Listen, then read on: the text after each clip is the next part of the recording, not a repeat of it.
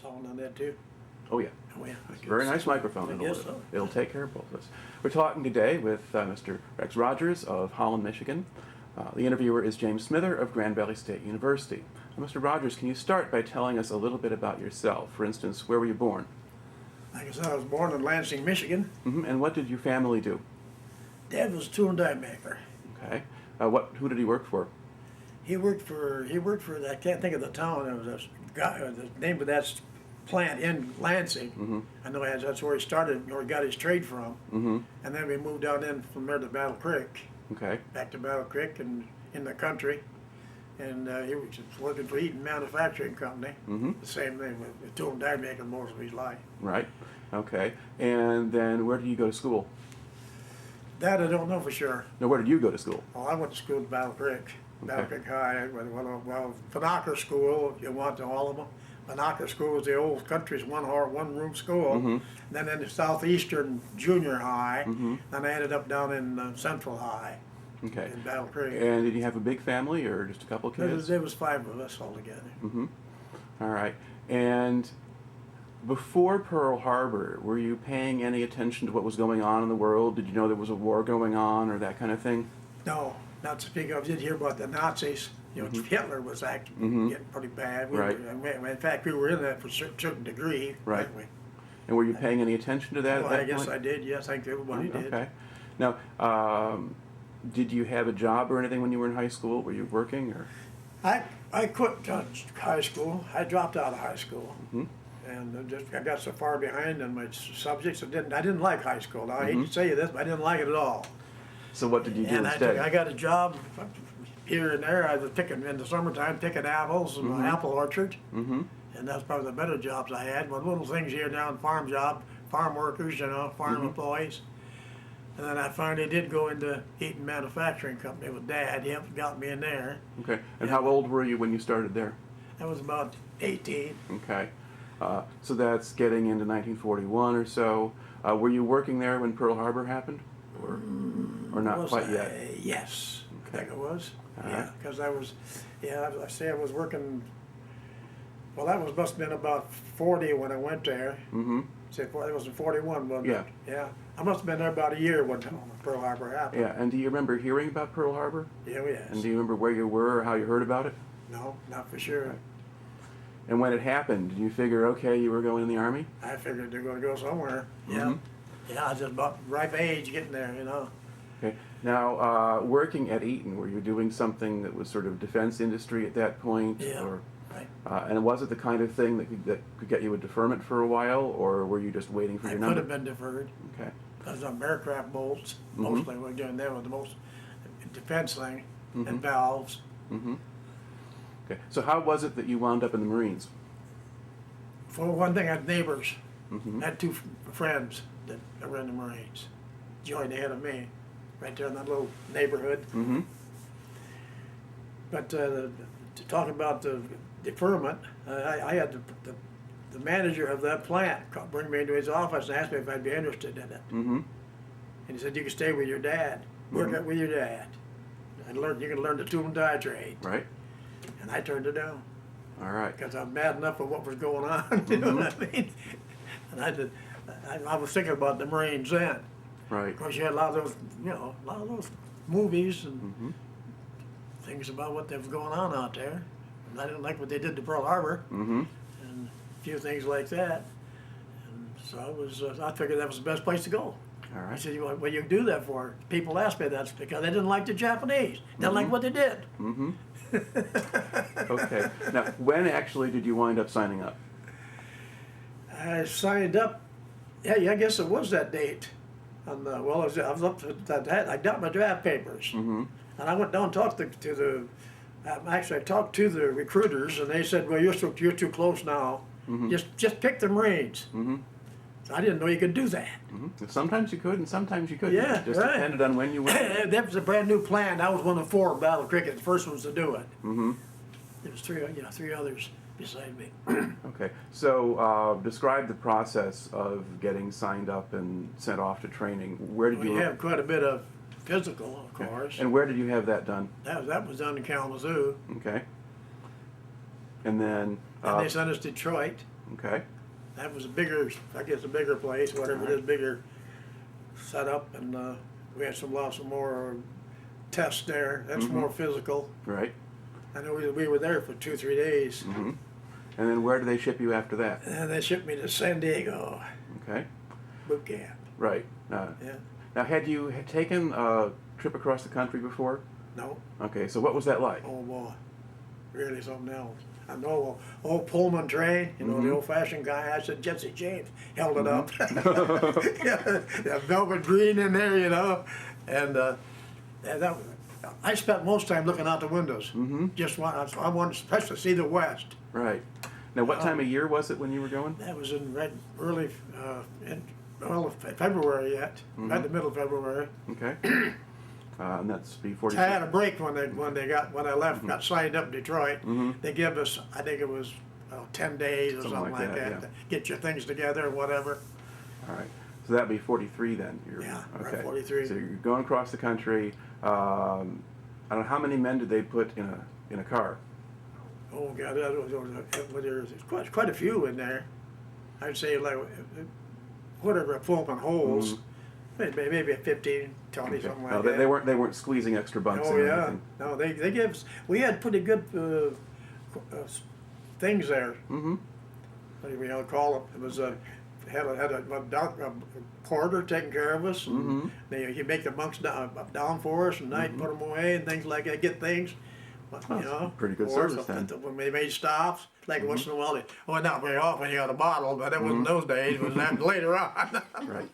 Each one take a sip on until it was gone, you know. How long did it take you to get out to San Diego? Oh, it took us about at least 5 days in there somewhere. 5 or 6 days, I think. All right. And what kind of reception did you get when you got there?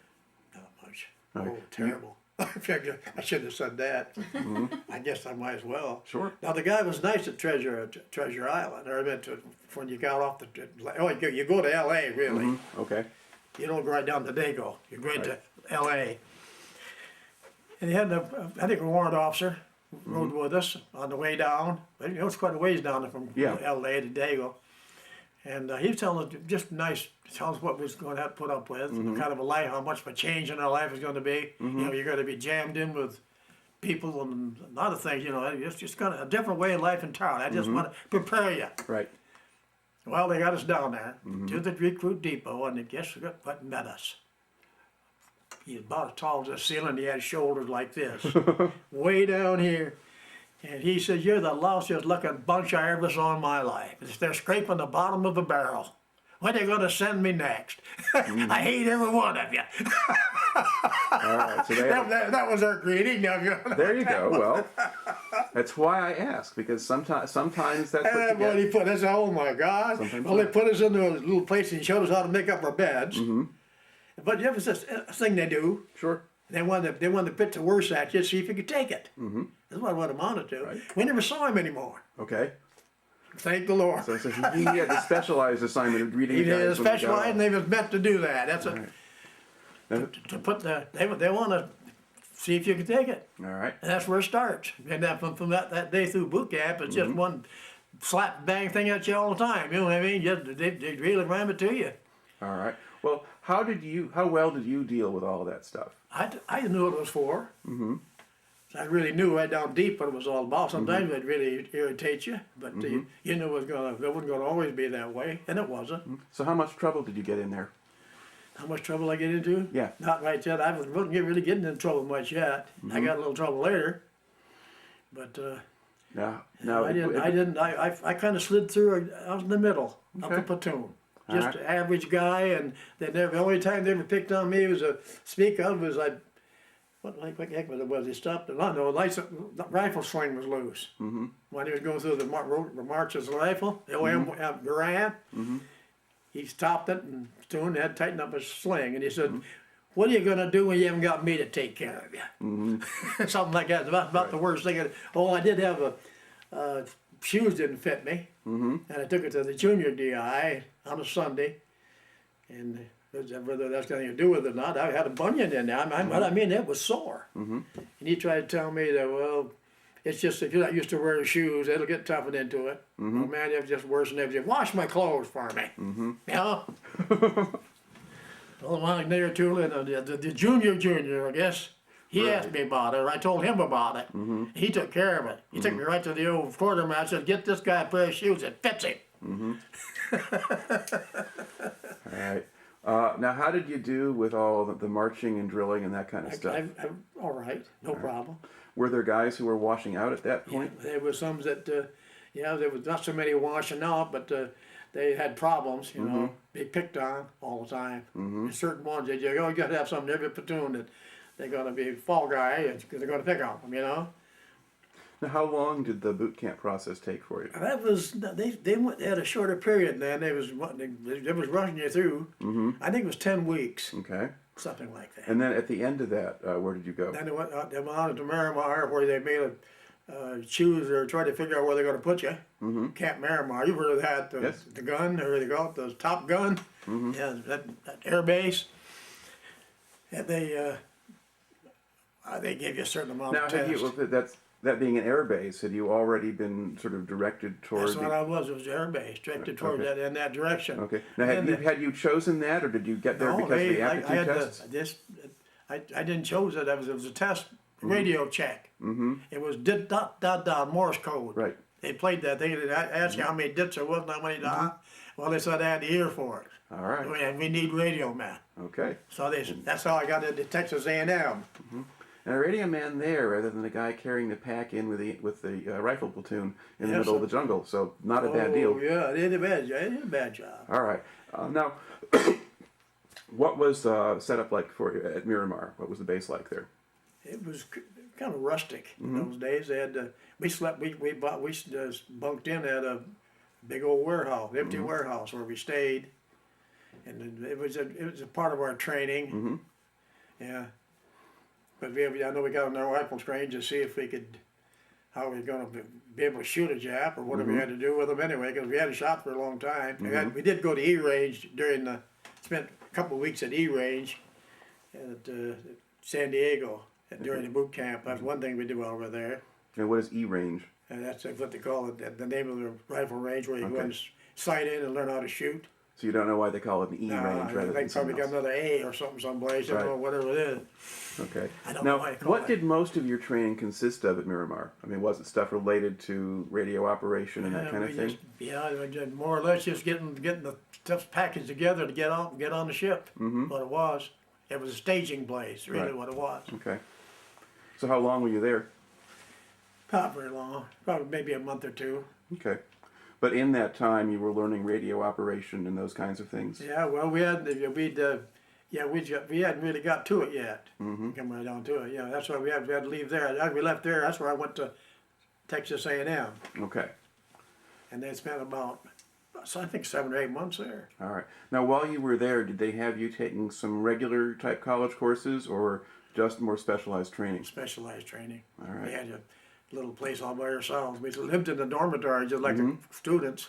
And in fact, we made it in the big mess hall, and Texas Aggies waited on us and brought the food to the tables, you know. But then we had walked a mile or two to get to a little shack back in there, a little old wooden building, where we learned about radio, about operating. All right. What was there to teach you? I mean, what kind of... It was much as anything, it was oral and just talking, but they also learned how to use the key, you know, you run the key, you'd have to copy over the radio and copy it down, the messages and so forth. I did pretty good. I think I copied around 30 or 40 words a minute, copying code. That's not bad. Yeah.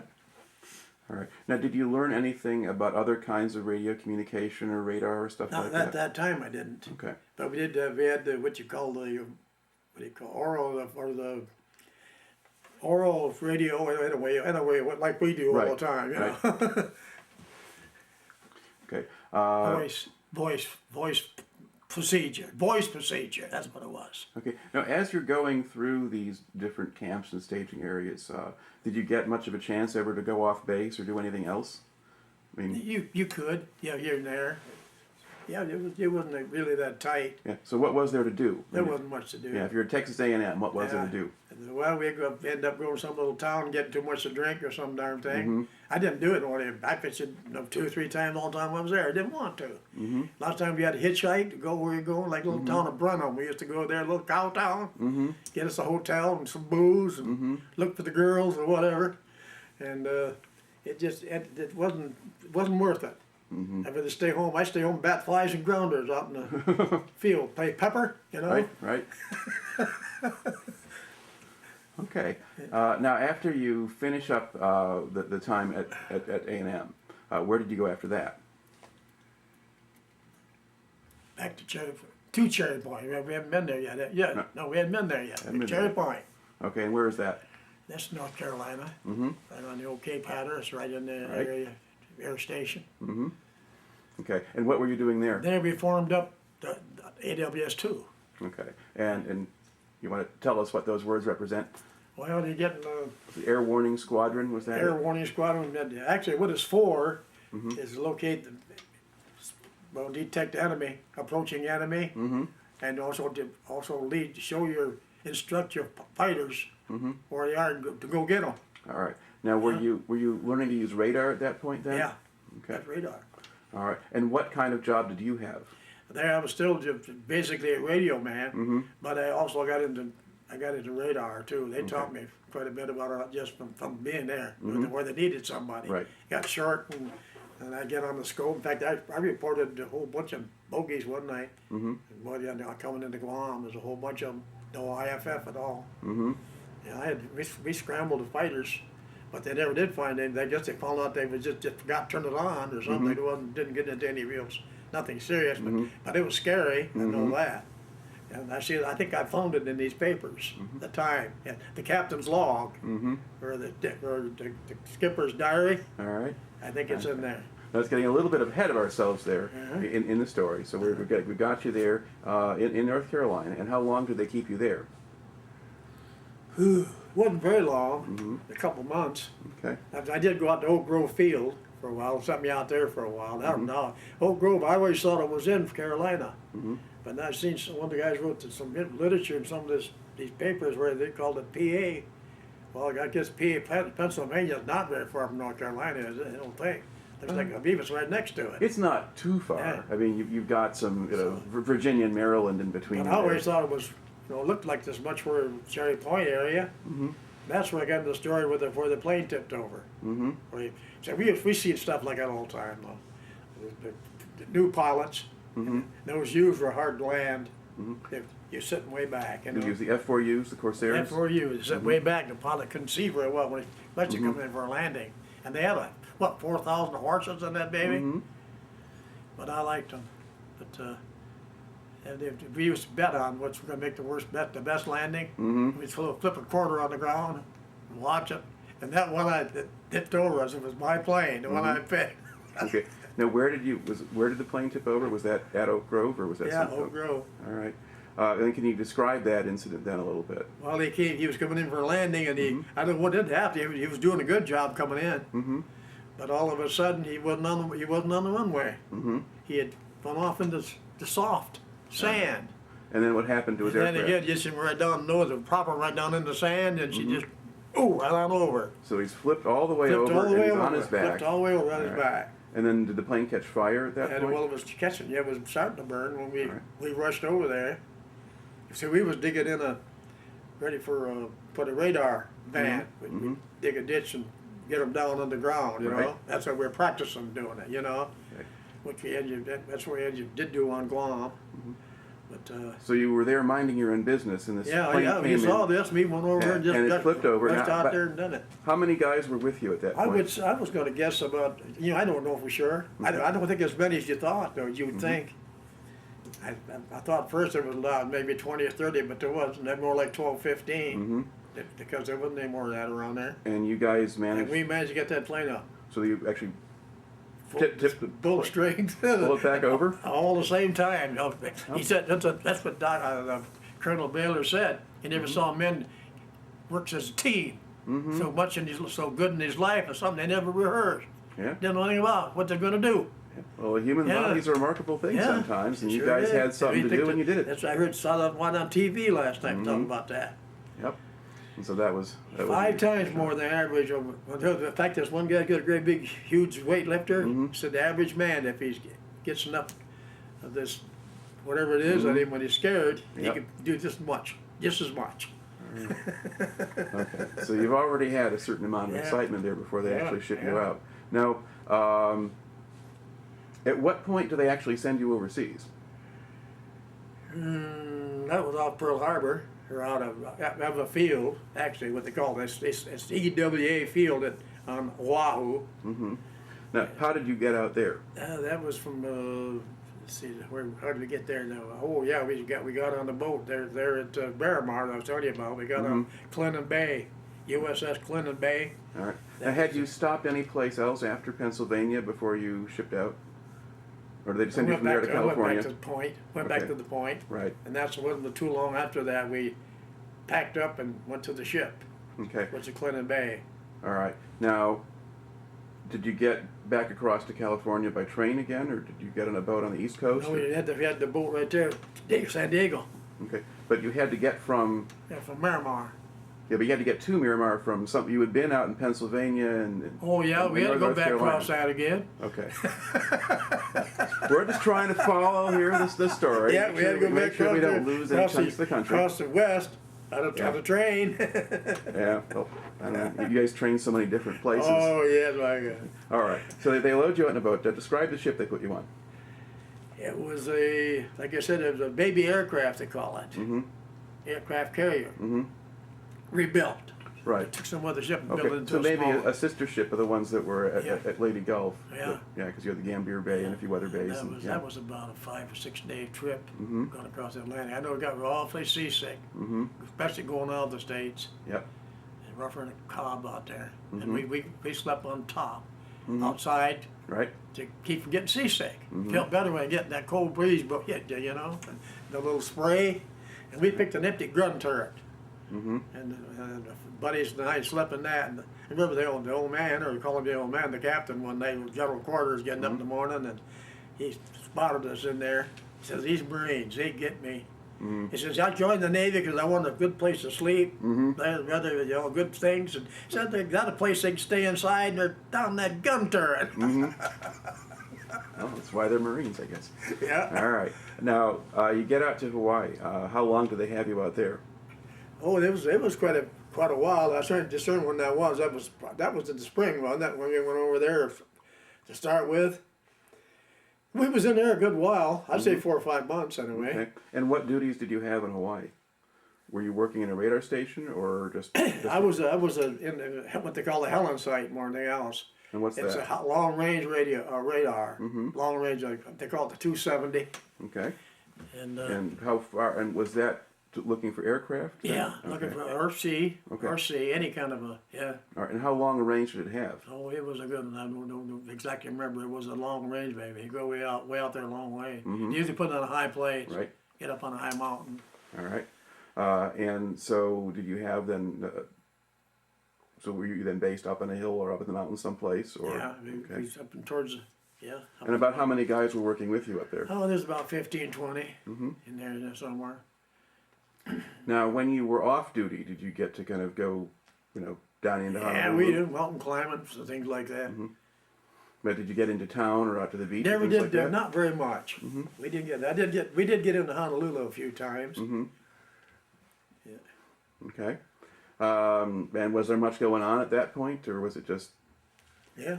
Did you have much to watch? No, we actually what we did, probably the best thing we did while I was there, we did save a couple, some pilots, and they got lost or had motor engine trouble or Right. had to ditch, Right. and we'd get them on the. So you could spot them where they were. And we can go pick them up. Right. So we saved quite a few that way. But that was where, man, there was no enemy Right. there. Yep. In fact, that was about the same thing in the Guam, as far as they just shot the Air Force was kaput. They had them pretty good, they laid up pretty good. The Chap planes all over. They never saw a Chap plane in the air on Guam. Okay. Stay back a little bit there. You lean too far Oh, forward, yeah. you go out of the picture. You're good where you are. Okay. Now, you're then in Hawaii. Now, do you go from Hawaii then to the Marshalls? Was that to Enewetak? Was that your next stop? Yeah, headed out. That's where we stayed. We anchored in. Okay. I think it was Enewetak. Yeah. According to what I thought it was Marshall Islands, but Yeah, that is in the Marshalls. It is the Marshalls. Yes.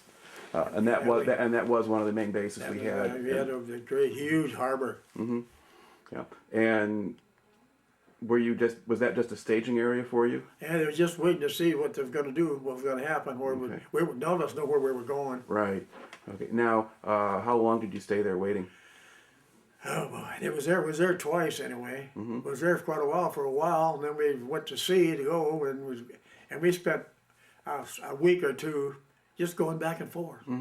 24 hours. Turn it, 24 hours, turn it. Waiting for the things to get right because we couldn't go right in the first with those because that was a lot of money. Right. Expensive stuff, you know. Was it you were bringing your radar equipment with you? And We had it on the ship. Okay. And so that first time you went out, did you just sail around for a week and then go back to port again? Go back into Kwajalein. You know, we didn't know what was going to happen. We had no idea where we were going.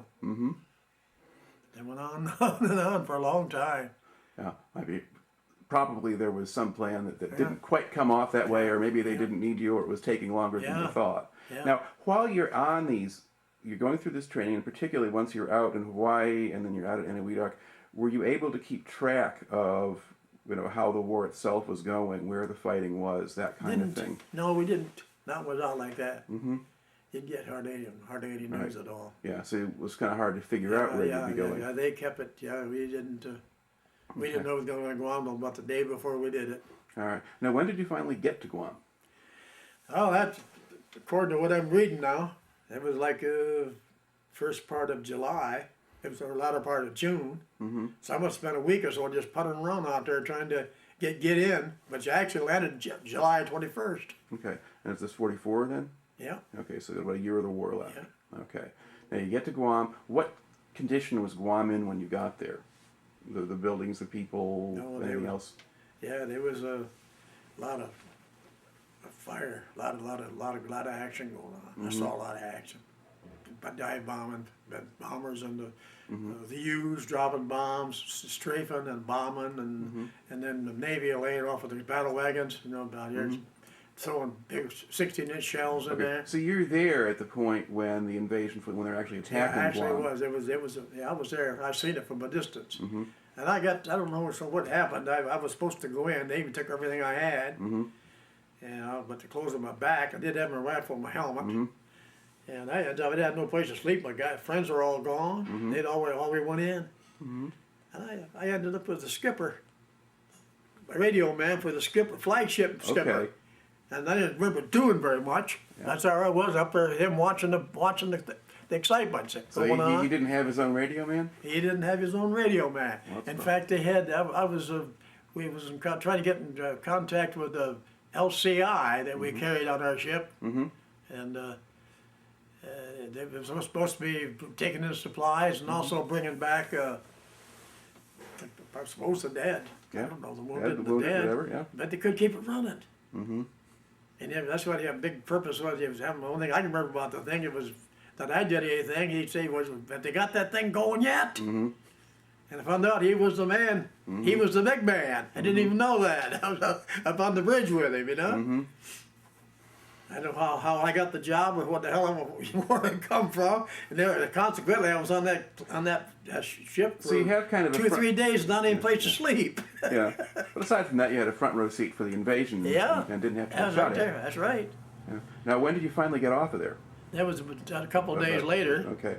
And then you rejoined your unit at that point? Yeah, we finally did get together after a couple of days. We got into an area we started out with going through the water. Of course, you find out I call myself, on the way you're on your own. I didn't realize that, but since then I've been watching television and documentaries. In a lot of ways you're on your own for a few days there. You got to use your own judgment quite a bit. And I know I figured you ought to have a guard on that van. So I took the job. I call it riding shotgun, And I was up there, some the people around were calling me sniper bait. They figured somebody gonna shoot me off that thing, you know? Okay. Now, But they didn't. so what? You were on top of the vehicle then? Yeah, it was a radar van. Okay. Kind of like a trailer. Mm-hmm. It was hauled by, I don't remember what it was hauled, must have been a pickup truck or on that order. Probably a truck Yeah, and a some half kind truck of a or something truck. like that. Yeah. And okay. Except Malaysia on the front hanging down, and I don't know how you stayed on it. It was going, coming off through the water. And I should see right up ahead. I remember one thing, you won't forget that. There were some Marines, foot, tanks, in a tank, going along the edge of the water. Right. All of a sudden, that tank just went tipped over like this, and the Marine went up in the air. Okay. So hit a mine then, or Hit a something? mine. That's what Yeah. it did. He come down and kind of fluttered down. You know what I mean? I saw that's one of the first things I saw. Then I started seeing dead Japs. Everywhere you looked, there were dead Japs. Some were half there, half a piece of them, and that's been a while. Some have been dead quite a while because they stunk. You know, they were stinking like all get out. Well, it doesn't take very long in that No, I kind of guess climate. no, never foreign climate. All right. So you're basically your unit. Do you have to wait until now? Were you actually able to use that radar station right there on the beach, or did you have to wait to get Yeah, set they had up later? trouble. They had trouble getting them going. It was enemy fire and enemy resistance. They didn't want to get them. They didn't get them going as soon as they wanted to. It was. I see now. They got looking at on the captain's log. It happened quite a lot. Couldn't move. Didn't dare to move it out in there. So about how long? So basically, were you kind of waiting on the beach for the infantry to push far enough inland that you could get set Right. up? Yeah. And they got shot off the beach at Borders. The boat I was on, LSC 71. After I got off from it, they had to leave, had to back off and go because they was taking mortar fire and other guns. Right. And about how long did it take for things to quiet down a little bit then? About 2 or 3 days, 4 days, there somewhere. Now, were men in your unit at that point taking casualties, or were you safely back? We didn't have. We come out pretty good. I think the reason for it was because there was actually we didn't have to have any aircraft problems at all. They were gone. They were killed their Air Force off the bat and their Navy. They did that. That was after the Battle of the Philippine Sea, and you know, we had a pretty good cleaning up job. Right. So about all you would have that might be a problem would snipers. Yeah, snipers or artillery or mortar fire, I guess. Yeah, would be, and that's right. That's right. Snipers, and they was once in a while able to go up, so you almost get used to it. And like the young kid I met in the first brigade, first provisional brigade. I don't know why he comes to see me, but I had a radio truck along the edge, and he'd come up there with his white parachute on. He made me wear a parachute. I'm a parachute, a vest off a parachute. I said, "What's that for?" You know, he's just a kid. Yep. And then he said, "Just like it." I said, "Well, you're making yourself a target." He said, "Well, them old things can't hit anything anyway. They can't shoot." Where could the Japanese shoot at you from? I mean, They're long distance. Okay, so they were shooting quite a ways. So were there hills or things farther inland? Yeah, there was probably a lot of them. They come from across the strip on the other side, airstrip. All right. That's one reason why, because they were shooting long range. But he had a bullet skip off by him after he told me that, and then he said, "See what I mean?" So did he lose the parachute? Anyway you go. Yeah. Okay. All right. So how long was it before you could actually operate the radar then? Oh, it wasn't too long, but it was longer than I thought. It was probably 3 or 4 days. Okay. And then once you were set up, We brought in the TBF, I think. The first plane brought in was a Navy TBF torpedo bomber. In fact, I just learned that. I didn't know that when I was there, which one the first plane was in. It was a Navy torpedo bomber. Okay. And was that coming in off of one of the carriers? Or? Yeah. Okay. And were you was that a place where damaged planes could land, or were they actually starting to set up a regular base? Yeah, actually, the first purpose was to get the planes able to land, fill in some of the holes, the foxholes. Right. Seabees were working with their bulldozers. And I'm going to pause that until that gets answered.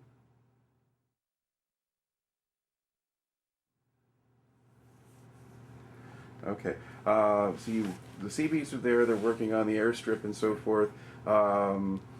What impression did you have of those people? well, they're good. They were some of our best. might say our best friends anyway, of all the military. They're all it's all in fun anyway. You know, it's probably a good thing because it gives you some rivalry. There's Right. some rivalry between you, you know. Mhm. Yeah, well, they were kind of a group set apart from a lot Yeah, of the they rest of were. the Navy anyway, Yeah. in a way. We used to, towards the end, just as we left Guam, we used to eat there. Well, they had good chow. They didn't mess around with like an old tent we had. It all turned brown with the mud and everything, you know. Nasty, dirty looking place, you know. Months and months sitting out there. And they had a nice Quonset hut or something Yep. like that, you know, to eat, place to eat, and good food, you know, sunny side eggs. Right, well, hey, Navy tradition. And we almost missed the doggone boat to get off in there. Having a sunny side up egg breakfast. Okay.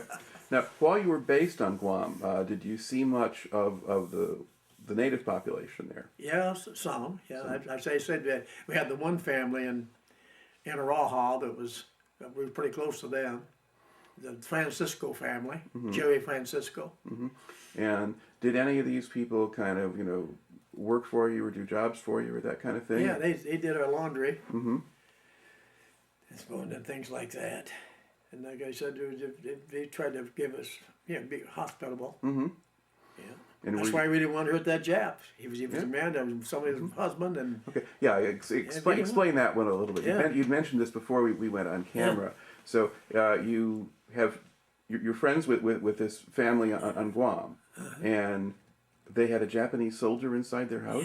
Yeah, So explain it. How did you find out about well, that? we just happened to see him in there. They knew there was somebody in that room, but they always kept the door closed. I think he married one of the girls.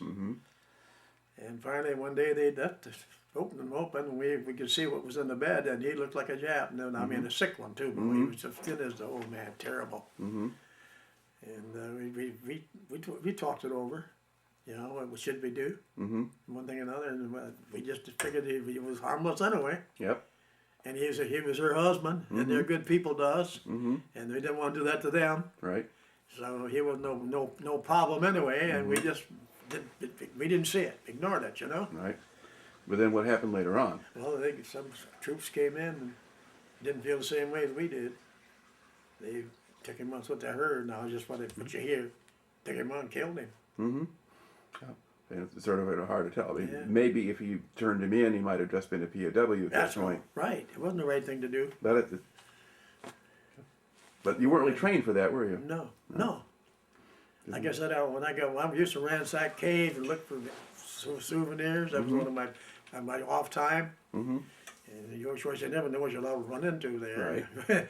And I found a lot of personal things. Japanese personal, their families. So Their wives, pictures and things. Their wives, and I couldn't read it, but as there's the pictures, you know who they were. Right. And I said, I told myself right then, he's here the same reason I am. He's doing it for his country. Right. Now, were there still some Japanese kind of hiding in Yes. the hills and brush and Yes. stuff like that? For years. And I guess you never saw any of them yourself. I never actually saw one. I did see one time we were going on a water run. He used to take a tanker. Had to run way along the way, quite a ways away. Port, I don't know, I can't think of the name place now. And I'm throwing along. I guess you call me shotgun. I had a rifle right back in the back, watching. Wasn't just going through and watching through the trees, whatever you could do when you're traveling down the road. And I did see one hiding in there. It looked like a Jap to me. He had a shots of a tree, and he was hiding. And I could tell by his looks and the way he looked. It just looked like Jap to me. I told the driver. The driver says, "Well, do you know exactly where it is?" I said, "No." He said, "Well, I guess, what could we do anyway? We try to get out. He'll run anyway." Right. But I did see some come out and try to kill an officer. Shot at him. And ahead of us, one of our officers. And a couple of our guys dove off, jumped off the truck and went after him. They went back in the swamp, one of those heavy swamps. And they went in there so far. I see them going from tree to tree. They were our gung-ho boys. They guys they should have been in the line game, like combat outfit. Right. And they knew judo, boy. They practiced it, all the whole works, And but they went so far and decided they wasn't gonna. It wasn't worth it. Right. They might get killed themselves there. So they come on back out and went on down the road. But the Japs missed him. He missed the captain or whatever he was. He had his insignia on him. Well, that was somewhat later. Yeah. Before that, they didn't wear their bars. Yeah, when they thought there were enemy nearby, Yeah, normally. they'd like to kill officers. Yep. I found him shoot by that one was standing right talking to me. He had bars on. Well, they're along that strip, I told you, on the roadie. And I mentioned to him, you know, Vincent just having rank on him or showing it. And he says, aren't you kind of afraid to show that? And he said, I don't know. What do you think of? You just come there, I guess. Yeah. And boy, they started opening fire. There was some lead. He had to dive down and crawl out of there. Crawl on in the belly to get out. Okay.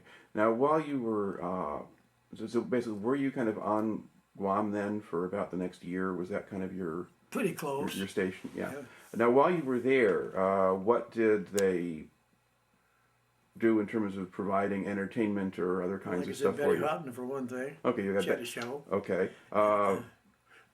Now, okay, so you've got at least one movie star shows up. When they brought her out, did you go see her at that point? Yeah. Okay. And then what did they have her do? Oh, she just talked and told jokes, and she could sing, you know, of course. She's from Battle Creek, Michigan, you know that? That's where she come from. And she's Betty June Farnberg. I worked with her uncle at Kellogg's. And she's just being her, much as she can. And I think you had Jerry Colonna. Have you ever heard of Jerry Colonna? No, I don't think Yeah, he's a big buggy eyes guy. He was a comic, more or less. Song and dance man. He was there. And then there was a gal that went through all these. I remember the girl going through all these. Her body twisting herself around, legs over her head and all so. those Okay, a things. contortionist. Then. Yeah, Somebody bends contortionist. herself, And then little Betty pointing down said, "Man, that's what you're fighting for." I remember that little off-color thing. But that was about it. It was a pretty clean show. Okay. Now, over the course of the time that you spent there on Guam, did the living conditions change at all? I mean, did they kind of build up more facilities? It got to be a better place, or That's what they say. yeah, you couldn't tell. I didn't help much of that. I hear now that so you wouldn't even know it. And actually what they did, they repaid the people for a lot of the damage that we did getting it back. Right. A lot of, especially trees. A lot of trees are blown down, shot down, and they give them so much for each tree, and that's a bad America, you know, like Japan. Yeah, What they did to us, look what we done for them, you know. Well, did you have a sense that the brass or whatever thought they had a certain obligation to Guam because it had been an American territory? Yeah. That's what I think it had something to do with it. And you think that the people there maybe suffered worse because it had been American than people on some of these other islands, or? I don't know. I suppose so. Okay. Because I heard the things they made the kids kill so many flies every day and little things like that. Give them fly swatters. Had to kill so many flies. And of course, the things whether you can believe everything you hear, I don't know. Okay. Let's see. Now, what actual responsibilities did you have then there? I mean, what's your regular duty? What did that consist of?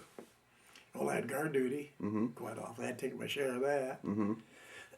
But like I said, that was like everything else. It was just a lot of a drudge for morning. I did have pretty well one night. I thought I saw Japs come sneaking in. We had the word to watch out, beware, because it was on the prowl. Right. They even said that they had the rebar ironed. You know, your rebar cement. They sharpen down for spears. They sneak up and spear you in the hole, in your whole foxholes, things like that. And I had some grenades. I wasn't supposed to have them, but I did. I found them, you know. That's why I said I got a little trouble. That's one of my troubles. That's a funny one, because I had those grenades and had them around a long time. I was almost tossed one that night. My buddy with me said, "Rex, maybe you ought to hold that just a little bit." You know, it may not be a chap. I said, "It looks like one crawling right out there." And it's a moonlight night. And then the old Betty bomber sitting over there. And I just about ready to throw it. And he said, "No, you better hold her a little bit, Rex. Hold her a little bit." So I did, and nothing happened. And so I guess maybe it wasn't a Jap, and maybe, how do I know? Maybe it was. But finally, Sergeant Hopkins, and he was from Jackson, Michigan, on the police force. That's where he ended up. He said, get rid of them. I was sleeping on them, I had them on my cot and everything else. You know? He says, you don't need them, and get rid of them. He didn't say how. Buddy, another friend went with me out. We got off, paced off about 80 yards. They said it was dangerous within 80 yards in that area somewhere. So we walked out, we figured good 80 yards, got in a hole. Poing! Had some fireworks. Yeah, about two. We fired off 3 or 4 of them, something like that, and all of a sudden you heard a lot of commotion, and here come the camp. Lieutenant Hunter with his 45. And then we were with Bob Sappler, they were with me from Chicago. And he says, get down, stay down, Rex, stay down, they're coming, they got the rifle guns, they're after us. I said, hell, stay down. I said, get up, put your hands up. And we did. Well, Hunter was kind of shook up about it. He didn't like it too well. He was a pretty quick gung-ho lieutenant. He says, I will talk to you later. I told him what happened. I said, Hoppy says, get rid of him, and Sergeant Hopkins. And I said, I figured that was, the best way to do it. They're no longer a danger when they're spent. Right. Okay, I talked to Hopkins.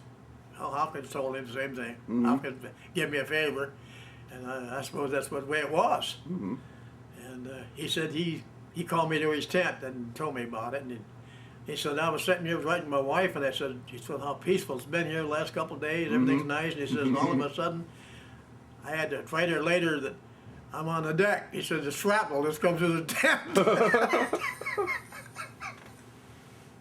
And all he said was, Rogers, he said, if you ever want to do that again, let us all get in the hole. That's all it was. That was the end of that one. All right. Now, what was actually going on Guam during that time? What were they using the island for mostly? I don't know. Just they was building it. They built. I know they built a big B-29 run. That's what I understood. One of the big bombers that bombed Japan come off there. I don't know if it was Enola Gay or not. Well, they flew off of Tinian or one of the other islands Tinian. in the Marianas. Yeah. But they had it. But would have been a big base in Guam too. Yeah. I think they had one come off there, but I don't know. I know it was a couple of times anyway. Wasn't it? Okay, so you get aircraft going through there. Were there soldiers or Marines who were staging there to go on to the Philippines? Or? Yeah, there was that. Yes, that's probably what you'd say it was. Yeah, I got replaced by a Michigan boy, a little farm boy down the southwest side. At what point did you get replaced? That was right there just before Iwo Jima. Some of our people did go to Iwo Jima, but I can't find anything in the papers. All right, but you stayed on Guam though through that. Yeah, I stayed on Guam for quite a while. Okay. Did you leave Guam before the war ended, or were you still there when the bombs got dropped and all that? I left before the bombs dropped. Yeah. I got back. I was in Eagle Mountain Lake, Texas, when they in that area somewhere when they surrendered. Why had you left before the end of the war? I don't know. Because it was the war did end. Yes, it was, I was there after the war ended. Okay. Yeah, so the war ended in August, and I went out in December. Okay. Yeah. Okay, so you were still there. I was on a little old directional finder station, D.F. Howard they called it down there, working with a Tiger Cat, what they call Tiger Cat F-7Fs, night fighters. I was working with them. Just give them wasn't much there to do, just biding my time, I guess. But I give them a steer once in a while on it, so they want to know where they're at. Or just for the heck of it, or a radio check. Now, were you doing this back in Texas? No, I'm in Texas. All right. Yeah. Now, was that an aircraft that they ever actually used in the war? Yeah, they used it in Korea. Okay. Yeah. But they hadn't gotten it in World War II. It was quite a gun. I went up one night. I could take a ride once in a while. I got it on the SB-2C, which is a dive bomber. Helldiver, they call it. And we were their target that night. And boy, to watch them little suckers come down, and it was like a big hawk coming down at you against the sky. That was kind of fun. I got the damn canopy open, couldn't get it shut. Afraid to move, afraid I'd get shot out, you know. So I finally got enough courage to crank it a little bit and move it. So I had enough sense to get it shut. But that was chilly, man. It was cold, dressed light. 10,000 feet, something like that. Get high, it gets cold. Yeah. Now, when did they send you from Guam back to the States then? That was in April, right about when Roosevelt died, the president. Okay. I'm just trying to get the timeline here together, because Roosevelt dies in the spring of '45. April, wasn't it? I Yeah, think yeah, March or April, and then the he war was on ends. board, coming back. But the war doesn't end until August. That would ended sometime later, didn't it? Yeah. And I don't remember when it was, what D-Day was, or Well, in that area. Yeah. Well, Yeah. D-Day's 40. VE Day. VE Day. Yeah, that's going to be. In And the the fall. Japanese was after VE Day. Yeah, yeah. VE Day's in May, and then VJ Day was then at the end of the summer. Okay, so basically, so we're trying to figure out here. So you think when the war ended, then you would have been back? You would have been in Texas by then? Because if you're in Texas around the time, do you remember hearing about Roosevelt dying? Because if that's Yeah. I was trying to figure how that worked out myself. yeah. Okay, so then basically you're probably sent back then because you're somebody who's had some practical experience working in the radar stations and stuff, and Yeah, they they're need somebody. just for waiting for the time to decide what they're going to do with us, I guess. Right, because by the time Ended you're up there, about 3 years. I think I was 1 month short of being 3 years. yeah, and by then they didn't necessarily need a lot of radar operators on Guam at that No, point. I tried to go back and rejoin up with another office, and he didn't even want us. He said, I got a bunch of young, nice, pure, innocent men." Not some old guy like you. Old Captain Sobey. Yeah, he's. Last I heard, he was at a nursing home. All right. Now, are there other kind of events that sort of stick in your mind from your time in the service? Just if you think back, or that come back a lot, other than one that you haven't mentioned yet. Yeah, I was trying to think if I did. I know there's probably some. I made some notes on someplace of myself, but I think I've covered probably I've had a lot of experiences, probably had as many or more during the training period, as far as adventure. Right. I mean, I saw a B-25 bomber take off at Cherry Point, just blew right up in the air, just gone, just like that. Just got good flying speed. Right. And that it just said you couldn't hardly find a piece bigger than to pick it up. Pickup crews guys run out buckets and pick it up. An awful lot of guys got killed in training for the air units. I saw, like I say, we had Corsairs all the time. They was always had problems landing, especially young ones. And they'd come in and we'd bet money on them and everything else. I remember one that came in and this is to get you. That was at Ever Field in Oahu. Stray dog on the runway. And I saw the stray dog. I said, my God, that dog's right out on the live runway, So what the heck's this going on here, And all of a sudden, here come you. And he tried to dodge that dog. He should have just run right over it. Yeah. But I think it's human nature, whatever it is. He winged her over. She had done almost a right angle turn, and we're right in through a bunch of SBD dive bombers, parked. Yep. Just destroyed a couple of them. Then he ended up with a great big power pole, and burned up. Caught fire. Stripped and really beat the plane up. And one of those mechs was working on one of those planes, ran over into the fire and dragged him out. And he got burnt worse than the pilot. But they survived. And they had some months later, they had a big ceremony for awarding, got a medal for it. But that dog caused that. Yeah. Then I seen one SBD dive bomber. They were taking off right where we were working. I think that was back at Old Grove Field. And he got flying speed. He thought he did, but he didn't. He folded up the back. He folded up the landing gear, and he wasn't even flying speed yet. Right down. belly right down the pavement, and there's a stream of gas. And right at the very end, it lit, just like somebody puts a match to it. And you can see those guys just hustling to get out of there. And this is just fire coming, and they got out, and just there went the plane, just burned it up. To look back on the whole thing now, how do you think your time in the service affected you? I don't know. It did. It probably, it Yeah. kind of turned you, I come home, I know it was like a ship without a rudder for a long time. Mm-hmm. I just got out at night, I didn't keep my job, they had the seniority, kept my seniority for me, and I worked a month and quit. Mm-hmm. It's like drove my dad nuts. Mm-hmm. And that's, I get that little old Ford, I had a little Ford coupe, that little Ford, 40 Ford coupe that I left behind, and my sister used it finally. It was sitting there with flat tires on it. And she asked her if she could use it, if you fix it up. And I said, well, yes, it'd be doing a good sitting where it is. Mm-hmm.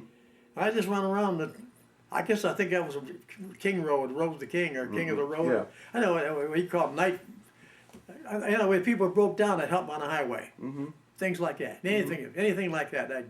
I felt like I was at, you know, they said there was an outfit like that. The people that did that, really did that. Just something to do. Just drive, just cover the road. How long did it take you to kind of settle into a regular job? Quite a while. What did you wind up doing? Then I ended up with a whole lot of jobs. That's been my way. I don't know how many, Mara. How many jobs we had. We just done our 60th year together. And she knows we've had a lot of jobs. I worked for Kellogg's still probably longer than anybody. I've had longer than any of the other jobs. I was there about 16 months at or 16 years at one shop, and then I worked there several times. They'd hire me in the winter and let me out. When the students went back to school. And then when they, you know, they had to go back in, I'd go out and paint towers for power company, high tension towers. I liked adventure. I guess so. That's what it was. Yep. And I worked on the railroad. Finally got to be a division lineman there. I had my own territory, and that was mostly old telegraph. And I had one little track motor cars, a little putter, a little Fairmont, and I covered a lot of territory with that. Got some trouble with that. I lost it with a car. I had a car hit me, put me in the hospital, and then I had come head on with a locomotive. But I jumped off that one, as I had quite a few adventures with that. But they didn't fire me. I quit finally. I decided, well, maybe enough's enough, you know? I worked about 3 years for Grand Trunk Railroad. The Southwest Canadian National now, I guess it was then. But So I had a lot of you jobs. acquired a taste for adventure, or maybe you always had it. Yeah, I just, yeah, she would. All right. Yeah, Okay. Well, then thank you very much for taking the time to talk to yeah, us today. okay. There we go. Works very neatly.